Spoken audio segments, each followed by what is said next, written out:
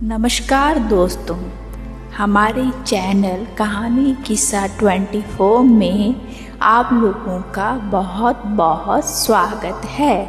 अगर चैनल को सब्सक्राइब नहीं किए हो तो कृपा करके चैनल को सब्सक्राइब कर दीजिए। तो चलते हैं कहानी की ओर।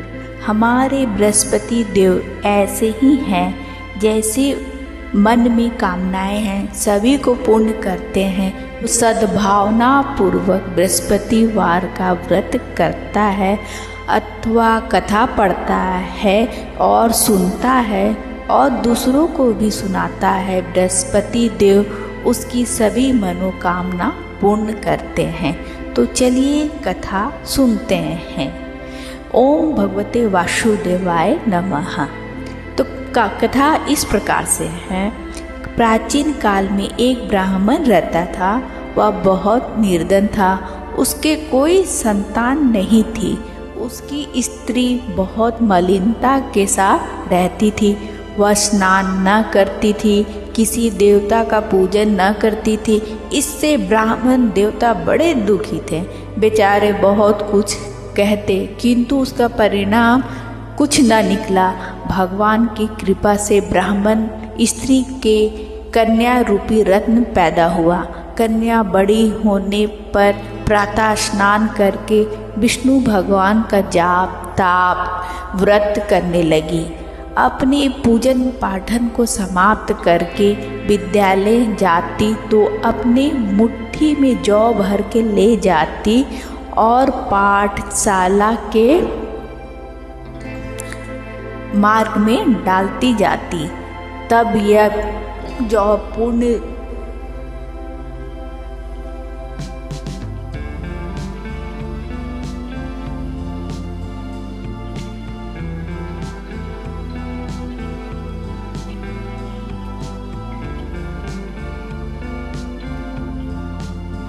तब ये जौ स्वर्ण के लिए जो जाते, लौटते समय उनको बीन कर घर ले आती थी। एक दिन वह बालिका सूप में उस सोने के जौ को फटक कर साफ कर रही थी कि उसके पिता ने देख लिया और कहा, हे बेटी, सोने के जौ के लिए सोने का सूप होना चाहिए। दूसरे दिन बृहस्पतिवार था। इस कन्या ने व्रत रखा और बृहस्पति देव से प्रार्थना करके कहा, मैंने आपकी पूजा सच्चे मन से की हो तो मेरे लिए सोने का सूप दे दो। बृहस्पति देव ने उसकी प्रार्थना स्वीकार कर ली। रोजाना की तरह वह कन्या जौ फैलाती हुई जाने लगी। जब लौटकर जौ बीन रही थी तो बृहस्पति देव की कृपा से सोने का सूप मिला। उसे वह घर ले आई और जौ साफ करने लगी, परंतु उसकी माँ का वही ढंग रहा। एक दिन की बात है, वह कन्या सोने के सूप में जौ साफ कर रही थी।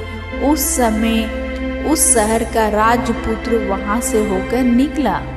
इस कन्या के रूप और कार्य को देखकर मोहित हो गया तथा अपने घर आकर भोजन तथा जल त्याग कर उदास होकर लेट गया।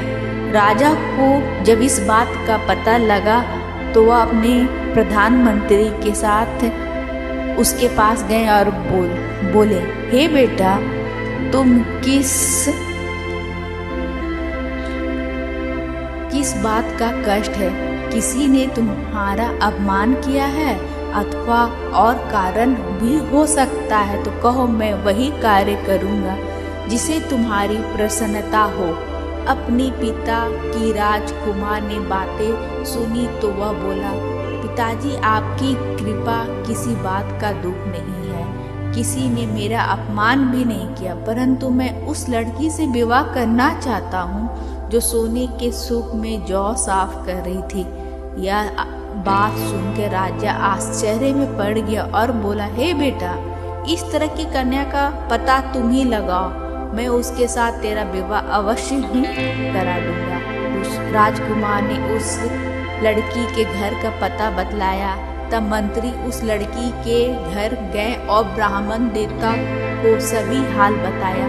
ब्राह्मण देवता राजकुमार के साथ अपनी कन्या का विवाह करने के लिए तैयार हो गए तथा विधि विधान के अनुसार ब्राह्मण की कन्या का विवाह उस राजकुमार के साथ हो गया। कन्या के घर से जाते ही पहले की भांति उस ब्राह्मण देवता के घर में गरीबी का निवास हो गया। अब भोजन के लिए भी अन्न बड़ी मुश्किल से मिलता था। एक दिन दुखी होकर ब्राह्मण देवता अपनी पुत्री के पास गए। बेटी ने पिता की दुखी अवस्था को देखा और अपनी माँ का हाल पूछा। तब ब्राह्मण ने सभी हाल कहा। कन्या ने बहुत सा धन देकर अपने पिता को विदा किया। इस तरह ब्राह्मण का कुछ समय तो सुखपूर्वक व्यतीत हुआ। कुछ दिन के बाद फिर वही हाल हो गया। ब्राह्मण फिर अपनी कन्या के यहाँ गया और सारा हाल को कहा। लड़की बोली, हे पिताजी, आप माता जी को यहाँ ले आओ, मैं उसे विधि बता दूंगी जिससे गरीबी दूर हो जाएगा। वह ब्राह्मण देवता अपनी स्त्री को साथ लेकर पहुँचे तो अपनी माँ को समझाने लगी। हे माँ, तुम प्रातः काल प्रथम स्नान आदि करके विष्णु भगवान का पूजन करो तो सब दरिद्रता दूर हो जाएगी। परंतु उसकी माँ ने एक भी बात नहीं मानी और प्रातः काल उठकर अपने पति के पुत्री के बच्चों को जूठन को खिला दिया।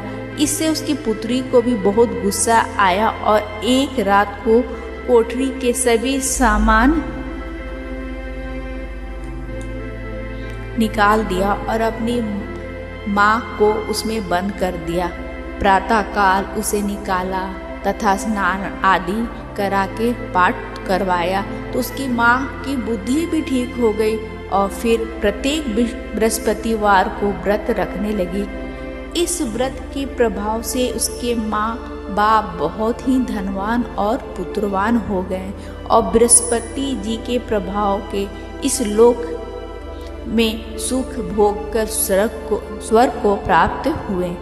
सब विष्णु भगवान की जय। बोलो बृहस्पति देव की जय। जैसी भावना से रानी और राजा ने उसकी कथा का गुणगान किया तो उसकी सभी इच्छाएं बृहस्पति देव जी ने पूर्ण की थी। इसलिए पूर्ण कथा सुनने के बाद प्रसाद लेकर ही जाना चाहिए। हृदय से उसका मनन करना चाहिए। बृहस्पति देव की जयकारा लगाना चाहिए और सभी मिलकर बोलें, बृहस्पति देव की जय, भगवान विष्णु की जय। भगवान आपकी सभी इच्छाएं पूर्ण करे। नमस्कार।